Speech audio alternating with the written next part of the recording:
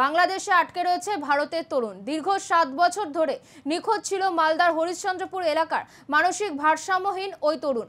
অবশেষে সোশ্যাল মিডিয়ার জেরে খুঁজে পাওয়া গেল তরুণদের।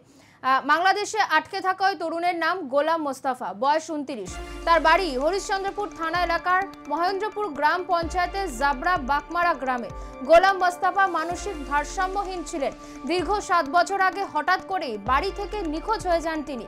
তার বৃদ্ধ বাবা মা বিভিন্ন জায়গায় খোঁজাখুঁজির চেষ্টা করলেও সন্ধান পাচ্ছিলেন না। হঠাৎ করেই কয়েকদিন আগে গোলাম মোস্তফার একটি ছবি সোশ্যাল মিডিয়ায় ছড়িয়ে পড়ে। তার সঙ্গে নিচে একটি লেখাও। সেখানে দেখা যায় গোলাম মোস্তফা বাংলাদেশ দিনাজপুর জেলার কোনো একটি জায়গায় আটক রয়েছেন। অনুমান করা হচ্ছে তিনি কোনো বাংলাদেশের পুনর্বাসন কেন্দ্রে কিংবা সংশোধনাগারে রয়েছেন। এই ছবি হরিশ্চন্দ্রপুরে বাসিন্দাদের নজরে আসলে তারা গোলাম মোস্তফার বাবা মাকে খবর দেন। সেখান থেকেই সমস্ত ঘটনা সামনে আসে।